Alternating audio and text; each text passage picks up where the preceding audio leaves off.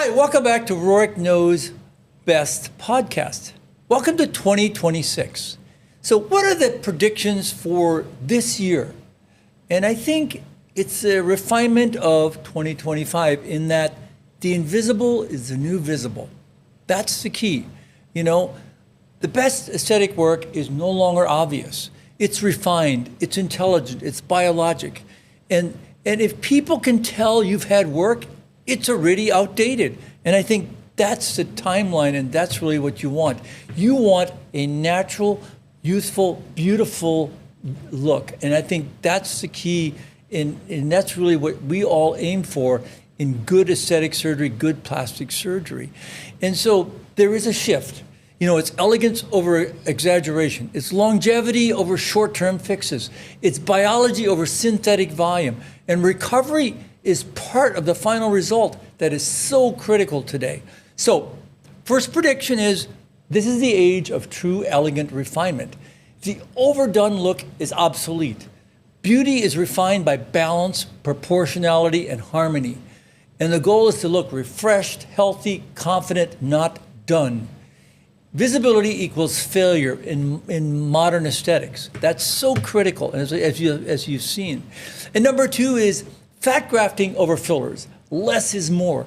We're removing and moving away from repetitive filler stacking and facial balancing and all those phrases and words that mean a lot more fillers. And I think that's been kind of the byline that I see coming from med spas, and that frightens me, and it should frighten you. Fat grafting provides softer contours and natural movement, long-lasting biologic volume. That should be your byline. Applicable to the face, the breast, and the body. And you can see that both short and long term in this patient who's over 10 years after her facial rejuvenation and selective fat grafting. She looks beautiful, and she's aged appropriately in this area, and that's what you want. That's what you want in yourself and in your patients. And number three, fillers are going out. Regenerative is in. The rise of regenerative aesthetics is here. Fat grafting, nanofat, donor fat, PDGF, and biologic signaling. We're shifting from filling space to restoring tissue quality and looking natural. That is so, so critical. And you can see that in this patient. All those things of the biology of facial fat grafting, the skin resurfacing, and giving her a beautiful, natural, and youthful look. That is what should be the sine qua non of the new you in 2026. And so regenerative aesthetics wins. It improves skin quality, not just volume. It enhances collagen and vascularization. And that's what fat grafting does, because it's got innate stem cells in it. And it really, really looks good long term. Synthetic volume ages you. And biology, it evolves. So you need natural look. So prediction number 4 is the age of a deeper layer lift, the deeper layer facelift and neck contouring. Certainly skin tightening is outdated. The deep layer and the deeper plane and the SMAS, these are all excellent techniques and technology. They just need to be used correctly in the right patient. That's what's been forgotten. Not everybody needs a deep plane. Not everybody needs a SMAS. But they all need fat.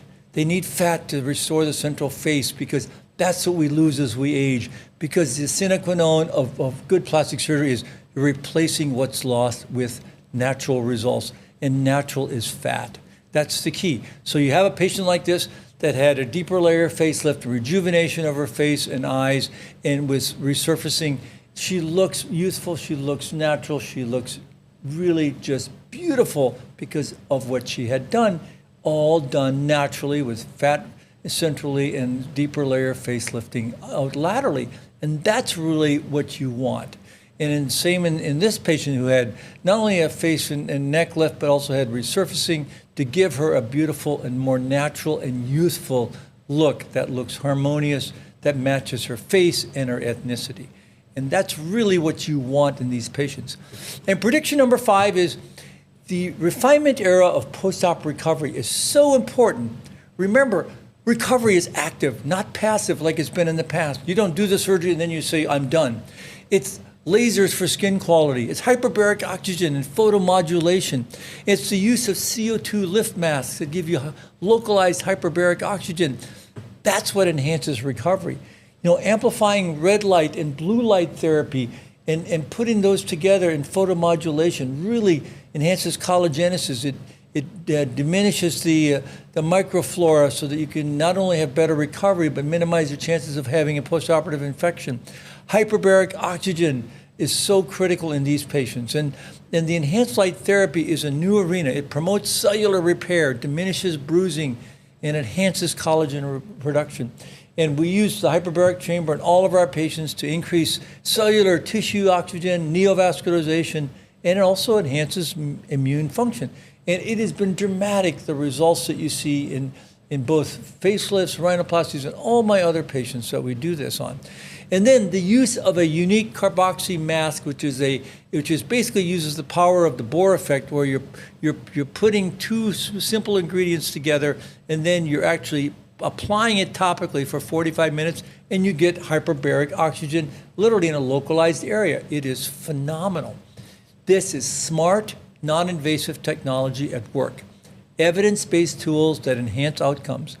And other things that are on the horizon that are really, really been amazing tools that not only enhance outcome, but they are kind and gentle to the tissue, but also are very focused, like SoftWave, which is parallel beam technology that really acts only at the dermal level to really tighten the skin. And then the ultra clear laser, which is a single fiber 2910 erbium laser that really is very directed towards enhancing recovery, minimizing the downtime, and minimizing the collateral damage. These all avoid long-term tissue damage. That's where it's at. That's where the techniques and the technology have merged. So it's not only the technology that's important, it's the post-op recovery.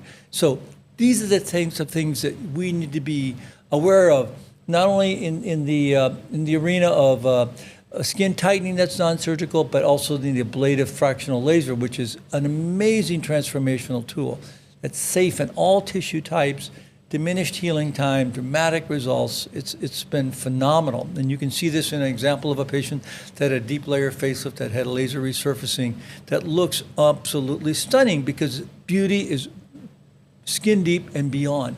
It really helps to reshape, restore, and reform. And I think that's really what you want in these types of patients. And you can see this time and time again in patients that have had not only the deeper layer facelift, but also the skin resurfacing and the reshaping and the remodeling. So what's the big picture? The big picture is invisible results, biologic restoration, structural correction, intelligent recovery across the board, face, breast, body. That's so critical. And the take-home message is, do less, but do it better. Respect anatomy and biology. Elegance always wins. And when it's done right, no one sees the work, they just see the result. That's the key. So remember, overdone is done, filling is fading, regenerative is rising. And if people can tell you've had work, it's already outdated. That is so critical. So enjoy the year. This is a year of true refinements, of elegance, of really elegant refinement replaces exaggeration. From fat to regenerative medicine to deeper plane or deeper facelifts to smart recovery. Invisible is the new visible. So hope you enjoy the year, and I'm sure I'm going to be correct in about 80-90% of these, but please give me your thoughts and give me your comments. And thank you so much for liking and subscribing to not only my YouTube channel, but also my podcast on Spotify and Apple. And until next time, stay safe, stay smart, and stay informed.